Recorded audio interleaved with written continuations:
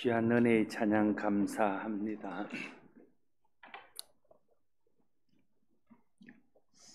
예루살렘에 흉년이 들어서 기근이 심하게 되었습니다.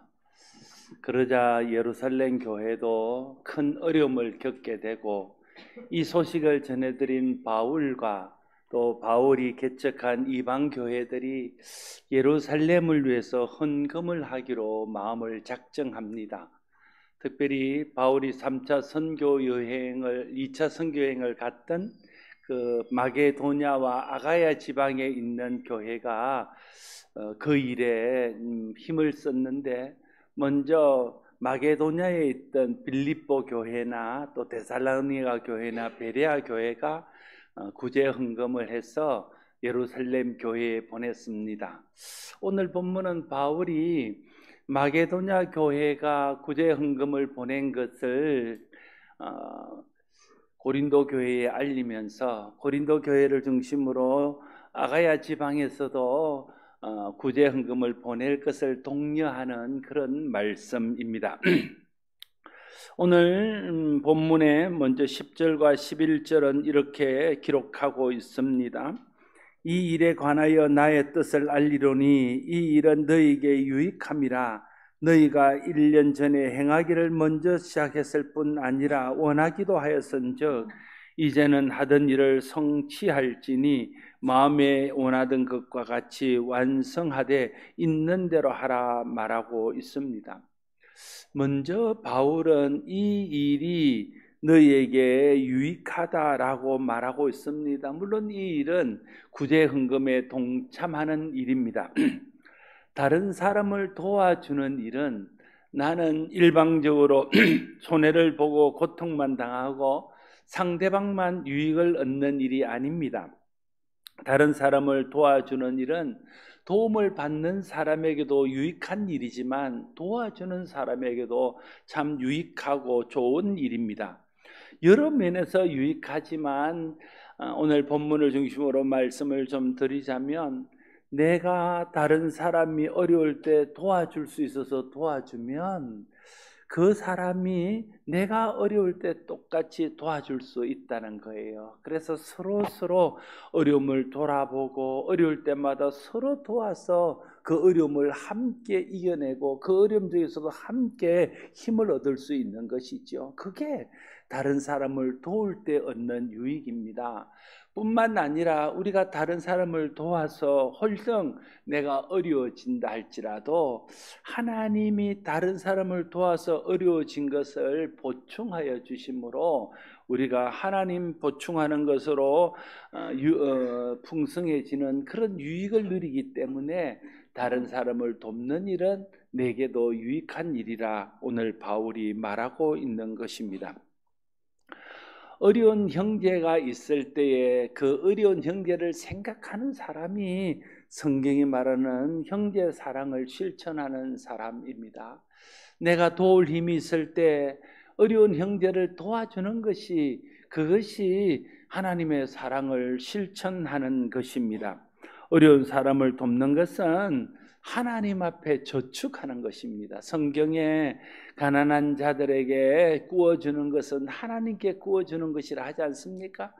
우리가 어려운 사람을 도와주는 것은 어려운 사람을 도와주는 것일 뿐 아니라 하나님께 저축하는 것이 되어서 내가 도움이 필요하고 내가 어려울 때 하나님이 그것을 되돌려 주시고 하나님이 그것을 갚아주시는 은혜를 경험하게 될 것입니다. 고린도 교회가 먼저 구제 헌금을 하려고 마음을 먹었습니다. 그리고 그 일을 위해서 힘을 모았지요. 그런데 고린도 교회에 분쟁이 일어나고 그러는 가운데 바울과도 갈등이 일어나고 그러면서 구제 헌금을 모으는 일을 중단하게 되었습니다. 바울은 오늘 본문을 통해서 고린도 교회가 멈춘 그런 구제 헌금을 다시 시작하여 완성할 것을 권면하고 있습니다. 이 일을 함에 있어서 바울은 이렇게 말합니다. 마음에 원하던 것 같이 하고 있는 대로 하라 말하고 있습니다. 구제 헌금뿐 아니라 하나님 앞에 헌신하는 모든 일들은 마음에 원하는 대로 있는 대로 하는 것입니다. 이것이 원칙입니다. 이걸 다르게 표현하면 자원하는 마음으로 해야 되고 자기 형편에 맞게 해야 된다, 그렇게 말할 수 있습니다.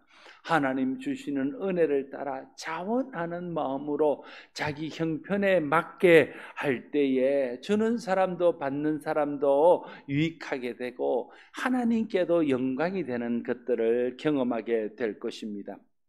특별히 구제해야 되는 이유에 대해서 13절과 14절은 이렇게 말합니다. 13절 14절입니다. 이는 다른 사람들은 평안하게 하고 너희는 공고하게 하려는 것이 아니요 균등하게 하려 함이니 이제 너희의 넉넉한 것으로 그들의 부족한 것을 보충함은 후에 그들의 넉넉한 것으로 너희의 부족한 것을 보충하여 균등하게 하려 함이라 말하고 있습니다. 구제, 헌금, 다른 사람을 돕는 일, 다른 사람과 나누는 일, 다른 사람을 섬기는 일의 중요한 기능은 균등하게 하는 것이라는 거예요.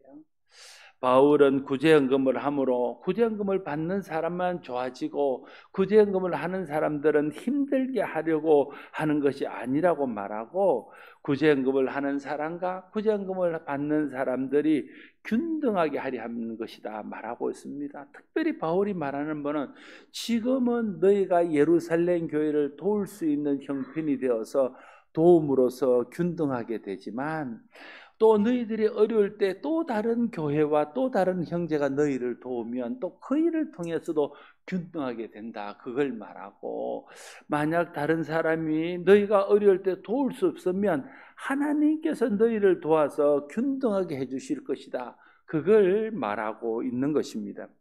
서로가 가지고 있는 넉넉함을 부족한 사람들과 나눔으로 균등하게 되는 것이 성도가 꿈꿔야 될 이상적인 공동체입니다.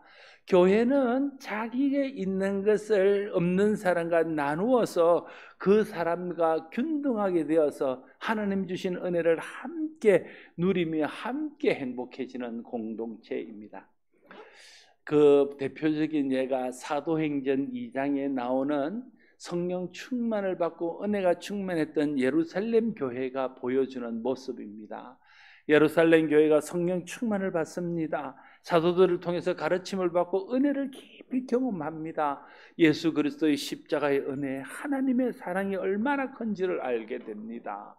그 은혜를 생각하니까 나도 은혜가 필요할 때 하나님 내게 은혜를 베푸셨는데 내가 가진 것으로 다른 사람에게 은혜를 베풀면 그 사람도 얼마나 좋을까, 그런 생각에까지 미치게 되는 것이지요. 그래서 물질이 있는 자들이 물질을 하나님 앞에 내어놓습니다. 재산에 있는 사람들이 재산을 팔아서 사도 앞에 가져다 놓습니다.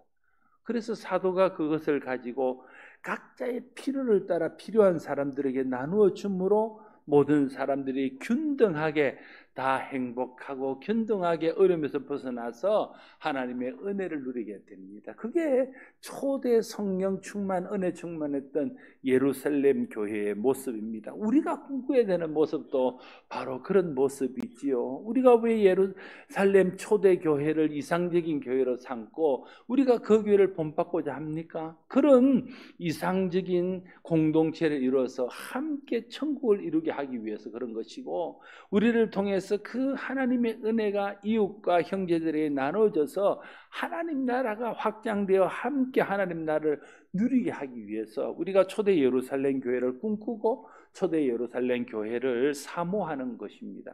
이 모든 것들은 내게 있는 것을 나눔으로, 내가 받은 은혜를 나눔으로 가능하게 되고 내가 나누어 균등하게 함으로 이루어질 수 있는 일임을 우리가 알아야 하는 것입니다. 모든 것이 다 풍요로운 사람도 없고 모든 것이 다 부족한 사람도 없습니다. 항상 풍요롭기만 한 사람도 없고 항상 부족하기만 한 사람도 없습니다. 그래서 자신이 있을 때 나눠야 되는 거죠. 그러면 내가 부족할 때 다른 사람이 나누는 겁니다. 내게 있는 것은 나눠야 됩니다. 그러면 다른 사람이 있는 것으로 나에게 나눌 수 있는 것입니다. 내가 나눌 수 있을 때 부족한 이웃과 나누고 내가 부족할 때 나눌 여력이 있는 이웃의 나눔을 받아 서로 균등하게 될 때에 그 안에서 함께 계속 행복해지고 만족해지는 삶을 살아갈 수 있게 되는 것입니다. 사랑으로 나누고 섬기는 것을 통해 서로의 부족함을 채우고 함께 만족할 수 있는 것, 이것이 나눔을 통해서 균등하게 되어야 되는 이유입니다. 우리가 서로 나누어 균등하게 해야 되는 것은 물질만이 아닙니다. 물질도 나누어서 균등하게 해야 되지만 그보다 더 중요한 것들이 많이 있습니다. 예를 들면 이런 거죠. 제가 어느 날 성경을 읽고 말씀을 공부하고 말씀을 연구하다가 참 하나님의 깊은 은혜를 경험하고 진리를 아주 깊이 깨달았습니다. 그걸 제가 혼자만 알고 있고 여러분과 나누지 않으면 저는 그 진리에 대해서 부유하고 여러분은 그 진리에 대해서 가난한 것입니다. 그런데 내가 받은 은혜가 너무 커서 그 은혜를 설교를 통해서나 성경 공부를 통해서 나눔을 통해서 내가 깨달은 진리를 여러분들에게 나누면 그 순간에 여러분도 그 진리를 알게 되고 깨닫게 되어서 그 진리에 대해서 저와 여러분들이 균등하게 되는 겁니다. 그래서 함께 그 은혜를 누리게 되는 것이지요. 여러분이 살아가다가 삶에서 중요한 삶을 이롭게 하는 삶에서 중요한 지혜를 하나 깨달았습니다. 그걸 나누지 않고 혼자만 가지고 있으면 자기만 삶의 유익을 얻고 다른 사람은 그 일에 대해서 가난하게 됩니다. 그런데 자기가 깨달은 것이 너무 좋아서 형제들과 나누고 이웃들과 나누고 다른 사람과 나누게 되어서 그 사람도 그 지혜를 깨닫게 되면 그 사람을 유익하게 하는 생활의 지혜에 있어서 균등하게 되는 것이죠. 그래서 그를 통해서 함께 행복해지고 함께 그 이로운 것을 누릴 수 있는 은혜가 있게 되는 것입니다. 내가 가진 것을 가지지 못한 사람과 나누면 내가 가지지 못한 것을 상대방에게 나에게 나누어 그를 통해서 서로 유익하게 되고, 그래서 항상 하나님 주시는 은혜 안에서 같이 만족하게 되는 복을 얻게 되는 것입니다. 형제가 도움이 필요하고 내가 도울 수 있을 때 내가 도우면, 내가 도움이 필요하고 형제가 도울 수 있을 때 또한 나를 도와서 서로의 부족함을 채우고 균등하게 될 것입니다. 이것이 균등의 법칙을 실천할 때 얻는 유익입니다.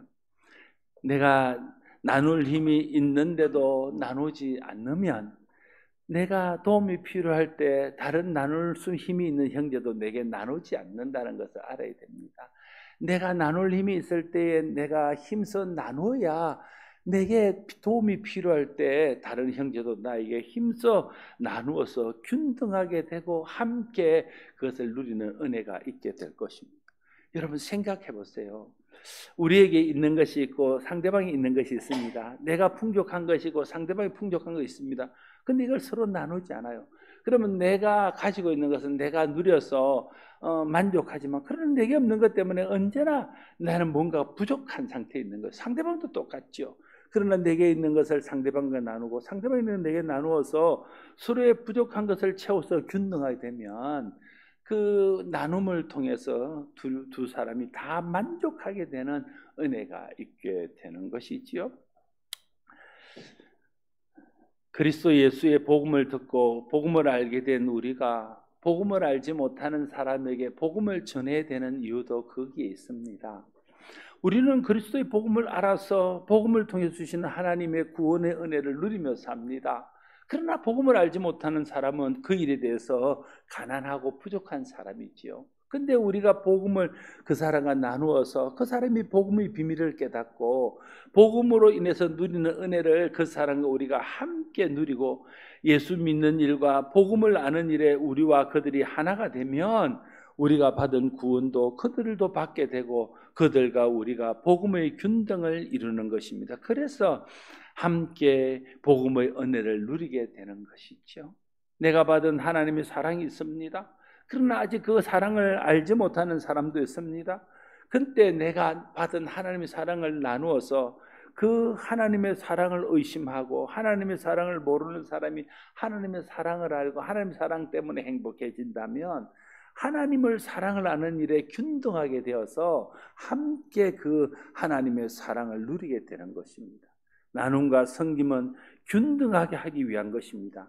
나누고 섬기는 자는 손해보고 힘들게 하려고 하는 것이 아닙니다. 나눔을 받는 사람들만 혼자 행복하게 하려는 것이 아닙니다.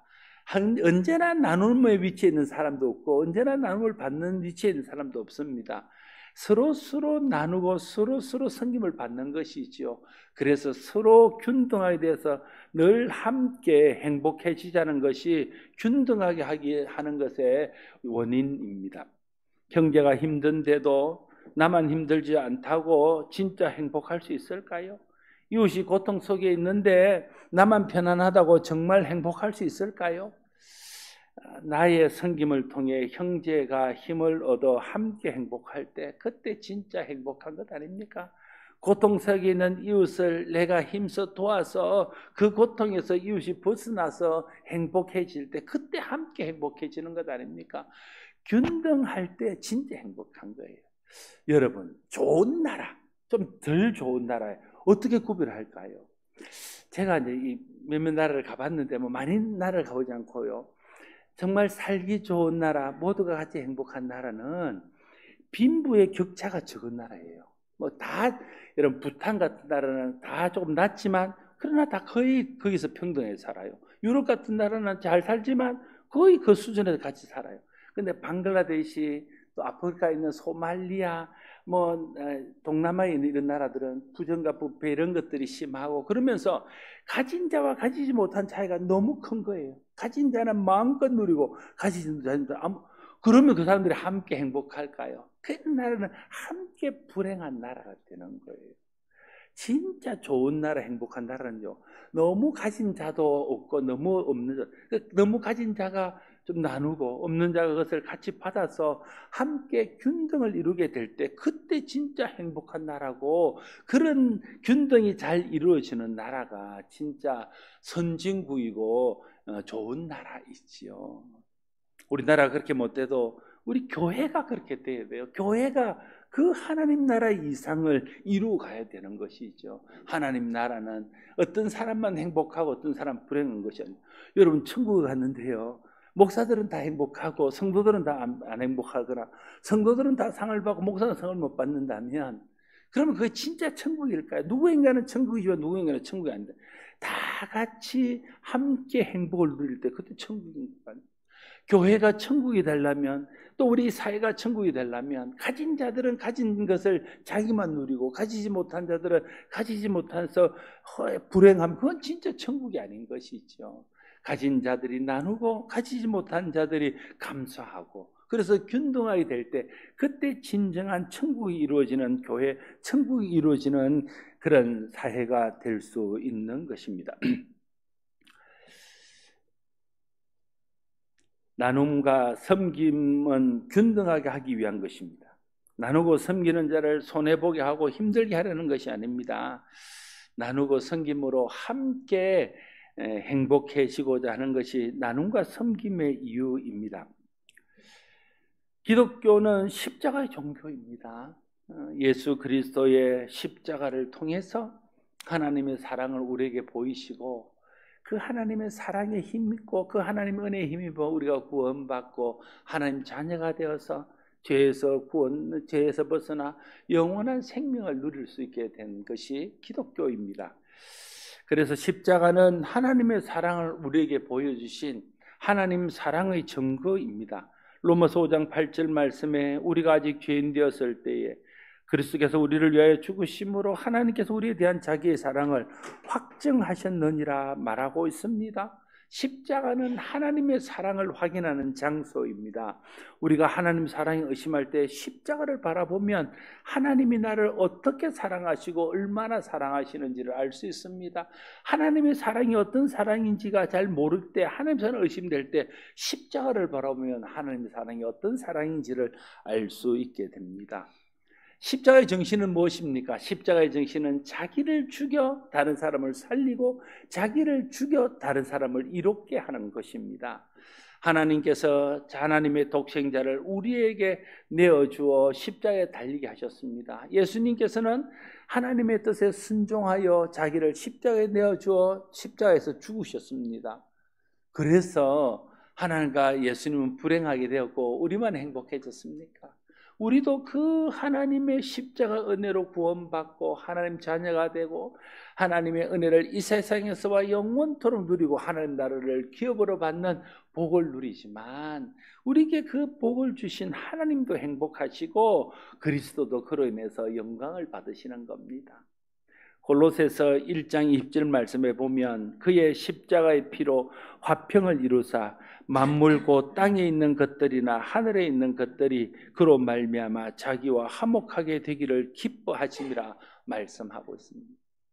사람이 하나님의 계명을 어기고 하나님의 법을 어기고 범죄함으로 하나님에게서 벗어나고 하나님과 원수가 되었습니다. 하나님으로부터 은혜, 하나님으로부터 복을 누리지 못하고 공고하고 힘든 삶을 살게 되었습니다. 사람들이 불행하게 된 것이죠.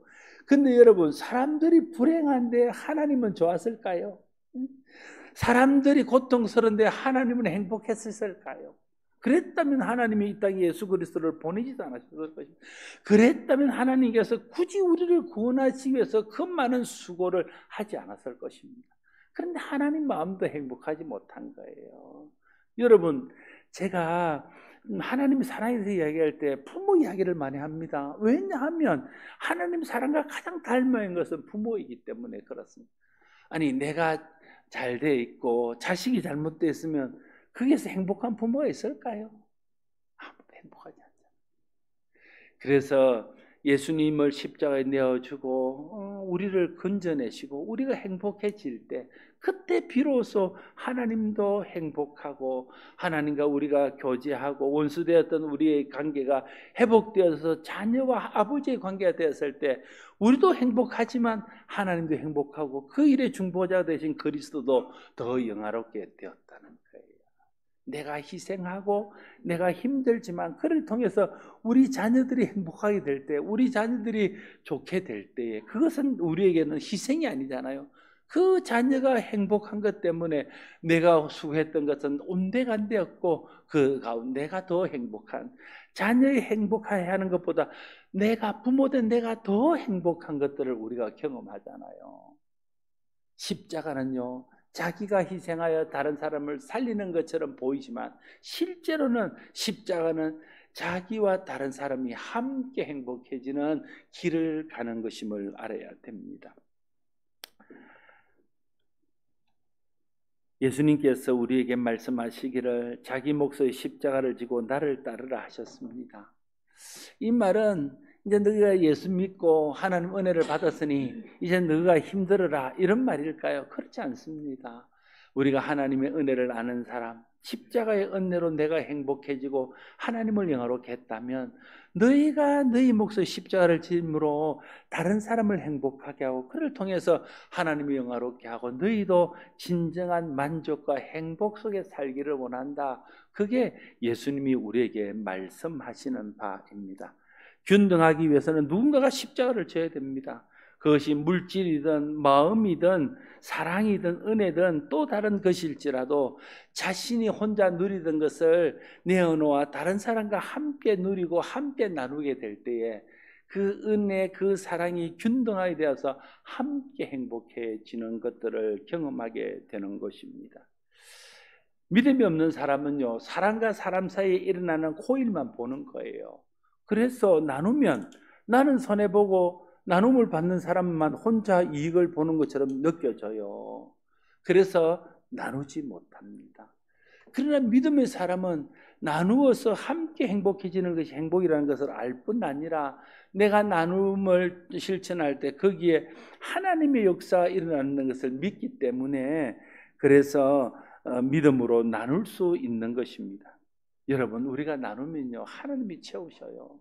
누가복음 6장 38절에 예수님 말씀하시기를 주라 그리하면 너희에게 줄 것이니 곧 후히 되어 누르고 흔들어 넘치도록 하여 너희에게 안겨주리라 말하고 있습니다.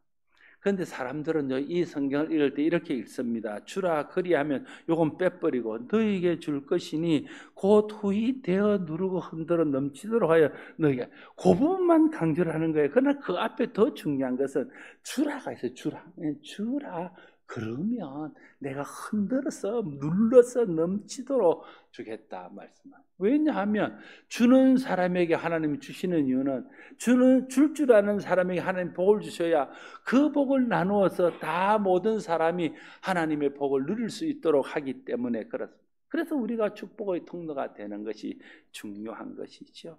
사랑하는 성도들, 오늘 말씀은 나눔과 베품을 통해 균등하게 하는 것이 우리가 함께 행복해지는 길이고 하나님을 기쁘시게 하는 길인 것을 말씀하고 있습니다. 내게 있는 것을 나누고 또 상대방에 있는 것을 나누어서 서로 균등하게 되어야 합니다. 제가 이제 참 오래된 이야기입니다. 이전에 청년회를 이제 지도할 때 청년들을 데리고 수련회를 갔습니다. 청년들이 이제 수련을 다 마치고 마지막 날 롤링 페이퍼라는 걸 서로 해주고 싶은 말들 이런 거 쓰는 걸 했어요.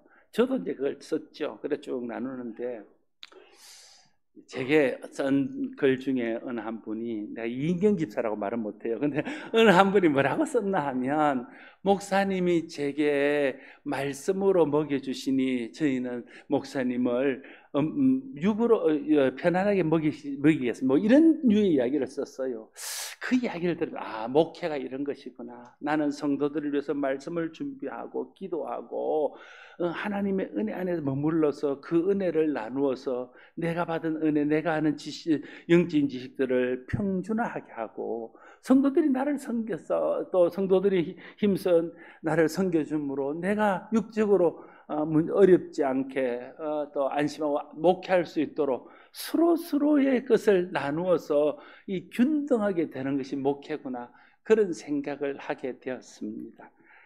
물론 다 여러분이 잘해주셔서 제가 나누는 것보다 더 많은 것을 제가 누리고 균등이 안 돼서 그게 제 고민입니다.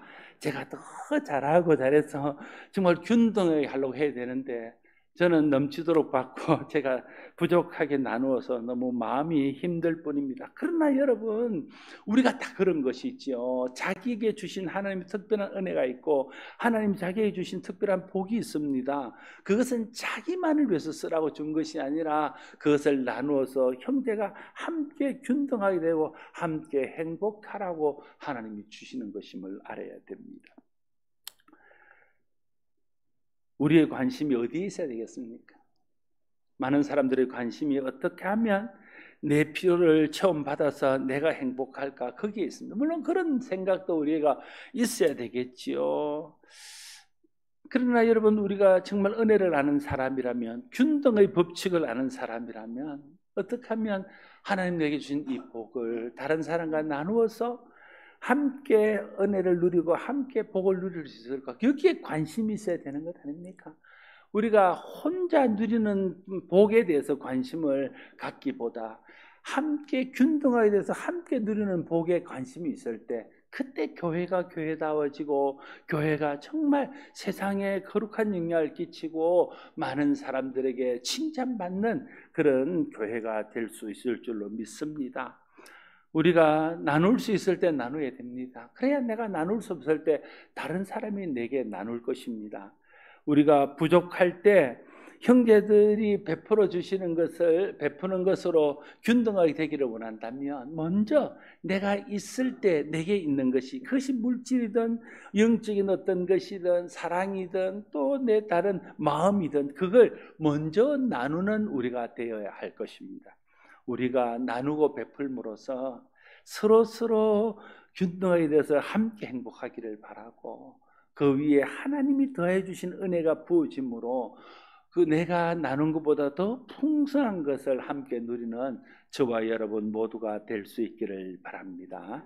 기도하겠습니다. 아버지 하나님, 감사합니다. 우리가 다 부족하고 다 연약하지만 하나님, 우리가 부족한 가운데서 서로 나누고 서로 베풀어 균등하게 하여 함께 행복하게 하시는 길을 알려주시니 감사합니다. 욕심이 잉태한 즉 죄를 낳고 죄가 장성한 즉 사망을 낳는다 했습니다. 하나님, 우리 속에 있는 욕심들을 성령을 통해 이기게 하시고 나누어 균등하게 하시는 하나님의 이 놀라운 법칙을 마음에 새기고 내가 얼마나 내 필요를 채울 것인가에 보다는 어떻게 하면 내게 있는 것을 나누어 다른 사람과 균등하게 할까 하는 일에 관심이 있어서 나도 행복하고 다른 사람도 행복하며 하나님도 행복하게 만드는 우리 모두가 되게 하여 주시옵소서. 예수님 이름으로 기도드리옵나이다. 아멘.